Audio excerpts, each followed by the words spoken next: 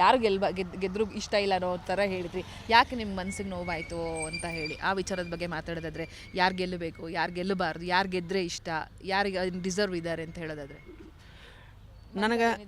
ನನಗೆ ಫಸ್ಟ್ ನಿನ್ನೆ ಜಿಯೋ ಸ್ಟಾರ್ ಅಲ್ಲಿ ನ್ಯೂಸ್ ಕೊಡೋ ಹೊತ್ನ್ಯಾಗ, ಯಾಕಂದ್ರೆ ನಾನು ಒಳಗಿಂದ ಬಂದೀನಿ, ಹೊರಗಿನ ಪ್ರಪಂಚ ಏನು ಗೊತ್ತಿರಕ್ಕಿಲ್ಲ. ಅಲ್ಲಿ ಒಂಥರ ನ್ಯೂಸ್ ಕೊಟ್ಟೋದನು ಅದು ಒಂಥರ ನನಗೊಂದು ಆ ರೀತಿ ಕೊಡಬಾರ್ದಾಗಿತ್ತು ಅನಿಸ್ತು ನನಗೆ. ಯಾಕೆ ಕೊಡಬಾರ್ದು ಅನಿಸ್ತಂದ್ರೆ ಅಲ್ಲಿ ಹೊರಗಿನ ಪ್ರಪಂಚನ ನೋಡಿರ್ಕಿಲ್ಲ ನಂದೇ ಆದ ನಂದು ನೋಡಿರ್ಕಿಲ್ಲ ಅಲ್ಲಿ ಯಾರು ಗೆಲ್ಲಬೇಕು ಅನ್ನೋಕ್ಕಿಂತನೂ ನಾನೇ ಇದ್ನಾರ ನಾನೇ ಗೆಲ್ತೀನಿ ಅಂತ ಅನಿಸ್ತಾರೆ ನನಗೆ. ಯಾಕಂದ್ರೆ ನನಗೆ ಎಷ್ಟು ಜನ ಸಪೋರ್ಟ್ ಇರೋಕ್ಕಾಗಲಿ, ನಾ ಯಾಕೆ ಸೋಲ್ಬೇಕಲ್ಲಿ ನನಗೊಂದು ಅನಿಸ್ತು. ನಾ ಇಷ್ಟು ಬೇಗ ಹೊರಗೆ ಬರ್ತನೂ ಅಂದ್ಕೊಂಡಿರ್ಕಿಲ್ಲ. ನನಗೆ ಯಾಕೆ ಬಣ್ಣ ಅನ್ನೋದು ನನಗೆ ಪ್ರಶ್ನೆ ಕಾಡ್ತೈತಿ. ಇಷ್ಟು ಜನ ನನಗೆ ವೋಟಿಂಗ್ ಮಾಡೋಕ್ಕಾಗಲಿ, ಇಷ್ಟು ಜನ ನನಗೆ ಸಪೋರ್ಟ್ ಇರೋಕ್ಕಾಗಲಿ, ಇಷ್ಟು ಜನ ನನಗೆ ಹೊತ್ತು ಮೆರೆಸೋಕ್ಕಾಗಲಿ, ಇಷ್ಟು ಜನ ನನ್ನ ಪೂಜೆ ಮಾಡಿ ಕಟಾವಟ್ರ್ ಹಾಕಿ ಮಳ್ಳನ್ನ ವೋಟಿಂಗ್ ಲೀಡಾಗಲಿ. ಈ ಪ್ಯಾನ್ಸ್ ಫಾಲೋ ಫೇಸ್ದಾಗ ನೋಡ್ತಂದ್ರೆ, ನನ್ನ ಇನ್ಸ್ಟಾಗ್ರಾಮ್ ಸ್ಟೋರಿ ನೋಡ್ತಂದ್ರೆ ಅದು ಜನ ಹೆಂಗೆ ಕಮೆಂಟ್ ಮಾಡ್ತೈತೆ ಅದನ್ನು ನೋಡಬೇಕು.